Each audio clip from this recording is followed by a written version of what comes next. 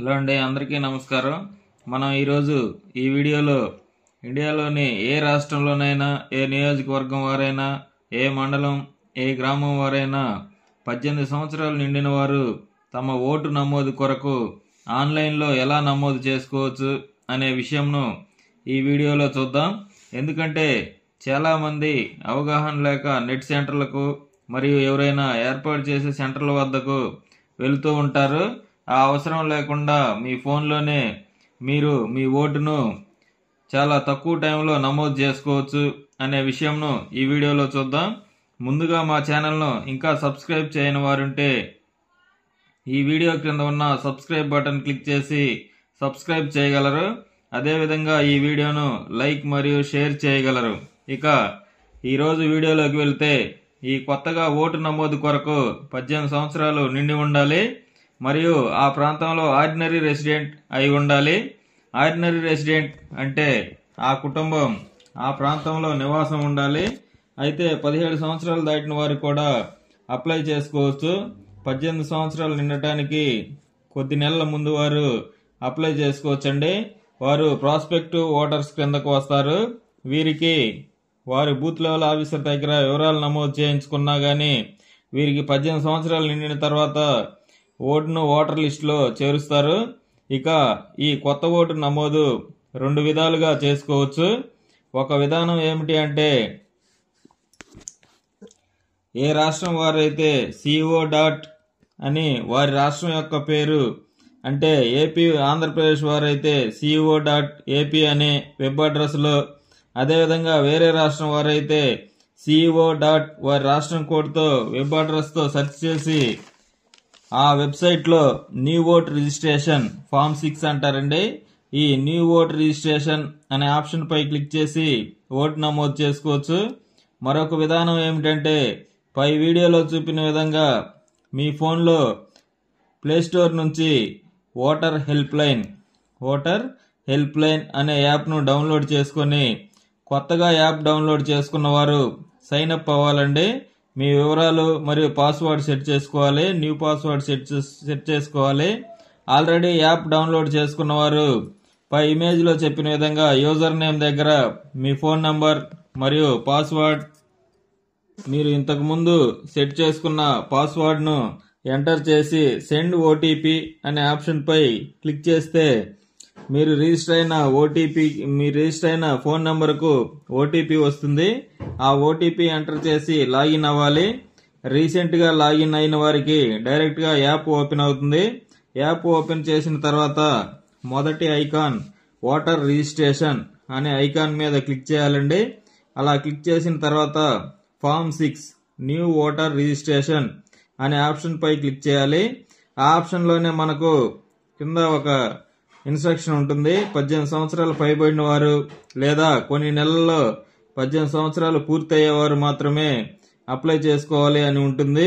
అంటే 18 సంవత్సరాలు నిండిన వారు ఓటుకు అప్లై చేసుకోవచ్చు, లేదా 18 సంవత్సరాలు నిండటానికి కొన్ని నెలలు ఉన్నవారు కొత్త ఓటు నమోదు చేసుకోవచ్చు అని అర్థం. ఈ న్యూ ఓట్ రిజిస్ట్రేషన్ ఆప్షన్ పై క్లిక్ చేయగానే మనకు కొన్ని సజెషన్స్ వస్తాయి. ఆ సజెషన్స్ ఏమిటి అంటే, మీ అప్లికేషన్ మీ voter registration electoral registration officer గారికి ఫార్వర్డ్ అవుతుందని, మీ అప్లికేషన్ అనేది మీ నియోజకవర్గంలోని ఎలక్టోరల్ రిజిస్ట్రేషన్ ఆఫీసర్ గారు అని ఉంటారండి, ఆ ఆఫీసర్ గారికి ఫార్వర్డ్ అవుతుంది అని, అదేవిధంగా ఈ ఓటర్ రిజిస్ట్రేషన్ అప్లికేషన్ పూర్తి చేసిన తర్వాత మీకు ఒక రెఫరెన్స్ నంబర్ వస్తుంది అని, ఆ రెఫరెన్స్ నంబర్ను మీ అప్లికేషన్ యొక్క స్టేటస్ చెక్ చేసుకోవడానికి ఉపయోగపడుతుంది అనే సజెషన్స్ ఉండి, క్రింద లెట్స్ స్టార్ట్ అనే ఆప్షన్ ఉంటుందండి. ఈ రెఫరెన్స్ నంబర్ తోటి మనం అప్లై చేసిన మన ఫామ్ 6 అనేది ఏ స్టేజ్లో ఉంది అనేది ట్రాక్ చేసుకోవచ్చండి. ఆ తర్వాత లెట్స్ స్టార్ట్ అనే ఆప్షన్ పై క్లిక్ చేయగానే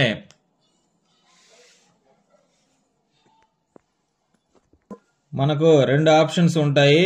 అవి yes I am applying for the first time అంటే దీని అర్థం మనకు పైన ఉంటుంది, అప్లై చేసుకునేవారు ఈ ఫామ్ 6కి కొత్త ఓటు కొరకు అప్లై చేసుకునేవారు ఇంతకు ముందు ఎక్కడ ఓటుకు అప్లై చేసుకోలేదని, అదేవిధంగా ఇంతకు ముందు దేశంలో ఎక్కడ ఓటు లేదని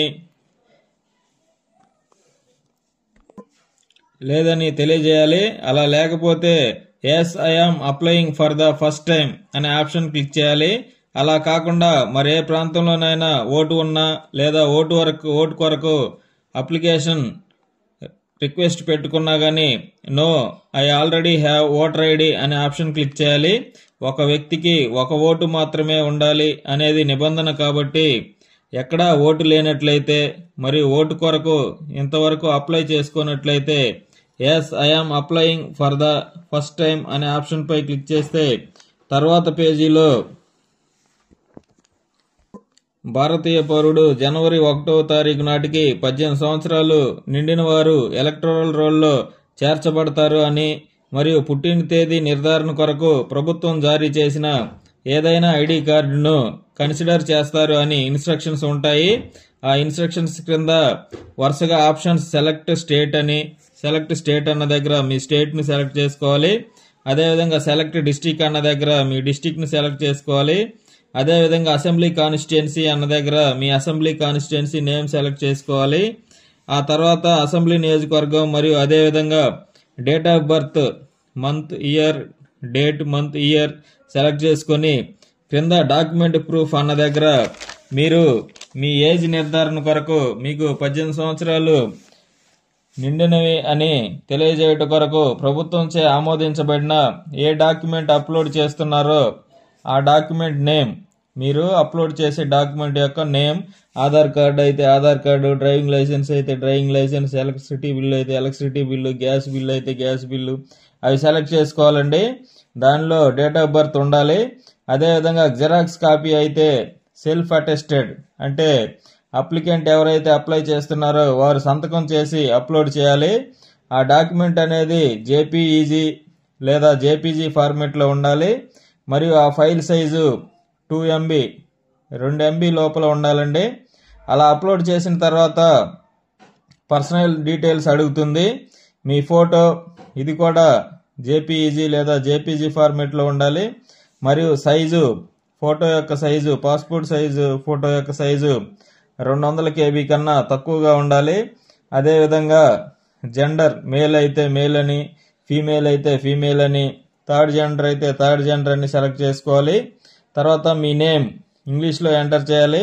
తర్వాత మీ రీజనల్ లాంగ్వేజ్లో కూడా ఆటోమేటిక్గా ట్రాన్స్లేట్ అవుతుంది.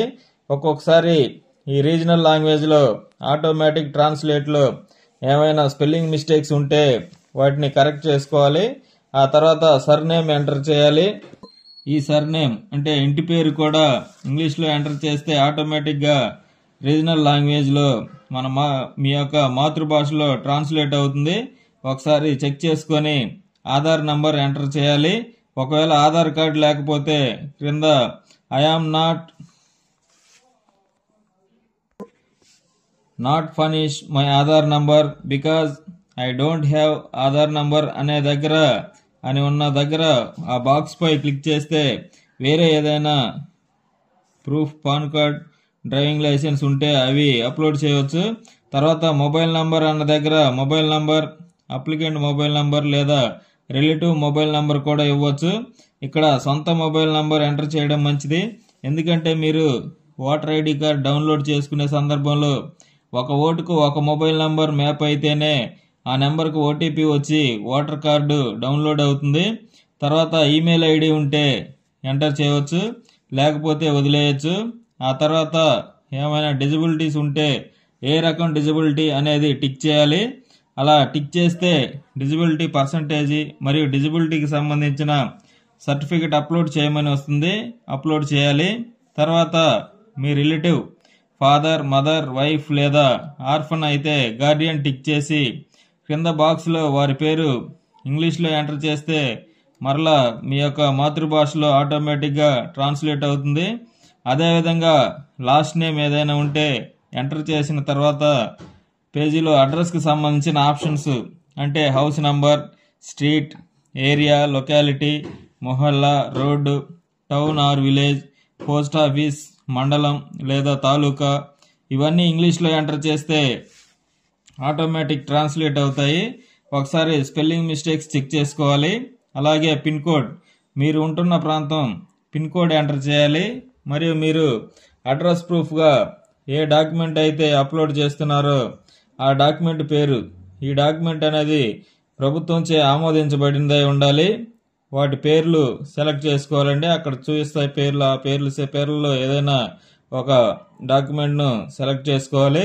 ఆ తర్వాత ఆ డాక్యుమెంట్ యొక్క జిరాక్స్ కాపీ లేదా ఒరిజినల్ కాపీ అప్లోడ్ చేయాలి. జిరాక్స్ కాపీ అయితే అప్లికెంట్ సంతకం సెల్ఫ్ అటెస్టెడ్, అంటే అప్లికెంట్ సైన్ చేసి జేపీఈజీ లేదా జేపీజీ ఫార్మెట్లో 2 MB కన్నా తక్కువ సైజు ఉండే విధంగా అప్లై చేయాలి. అదేవిధంగా మీ ఫ్యామిలీ మెంబర్స్ ఎవరైనా ఇప్పటికే ఓటర్గా ఉన్నట్లయితే వారి రిలేషన్, వారు మీకు ఏమవుతారు అని, మరియు వారి పేరు, వారి యొక్క ఓటర్ ఐడి నంబర్ ఎంటర్ చేయాలి. ఎందుకంటే మీ ఓటు కూడా మీ ఫ్యామిలీ మెంబర్స్ ఉన్న పోలింగ్ స్టేషన్ పరిధిలోనే ఇంక్లూడ్ చేయడానికి ఉపయోగపడతాయి ఈ వివరాలు. ఆ తర్వాత నెక్స్ట్ క్లిక్ చేయగానే స్టేటు, డిస్టిక్, విలేజ్ సెలెక్ట్ చేసుకోవాలి.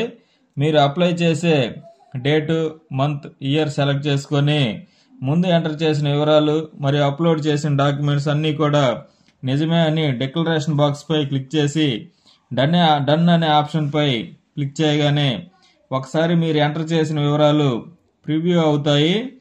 ఆ తర్వాత సబ్మిట్ చేస్తే మీ అప్లికేషను మీ ఎలక్టోరల్ రిజిస్ట్రేషన్ ఆఫీసర్ గారికి ఫార్వర్డ్ అవుతుంది. వారి ద్వారా మీ బూత్ లెవెల్ ఆఫీసర్ గారు, అంటే బిఎల్ఓ గారికి అసైన్ చేయబడుతుంది. వారు ఎంక్వైరీ చేసి మీ వివరాలు యథార్థమని నిర్ధారిస్తే మీ ఓటు నమోదు చేయుటకు ఏఈఆర్ఓ, అంటే అసిస్టెంట్ ఎలక్టోరల్ రిజిస్ట్రేషన్ ఆఫీసర్ గారికి రికమెండ్ చేస్తారు. వారు ఈఆర్ఓ గారికి, ఎలక్టోరల్ రిజిస్ట్రేషన్ ఆఫీసర్ గారికి ఈ వివరాలు యథార్థం కావున వీరి పేరును ఓటర్ లిస్టులో నమోదు చేయవచ్చని రికమెండ్ చేస్తారు. అలా రికమెండ్ చేస్తే ఈఆర్ఓ గారు మీ ఓటు నమోదును ఆమోదిస్తారు. ఆ తర్వాత మీ ఓటు మీ ప్రాంతంలో నమోదవుతుంది. ఇదండి ఈ వీడియోలోని సమాచారం. మీ సహచరులకు తెలియజేయగలరు. మరి ఈ వీడియోను లైక్